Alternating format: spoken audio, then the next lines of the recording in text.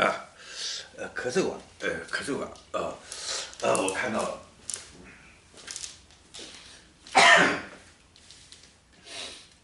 一个飞碟在空中这样飞啊，发出强光啊，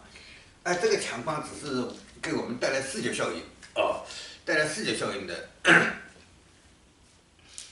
亮度，它并不发出热量来带给我们，所以人受凉了，这样受凉，并不会因为这个光线亮了，而能提高温度，提高气温或者人身上的温度，不会，它只是一个我们视觉上效果上看到的一个强光，视觉效果上看到强光，并不是本身它发光以后人家经常说的发光发热还发热，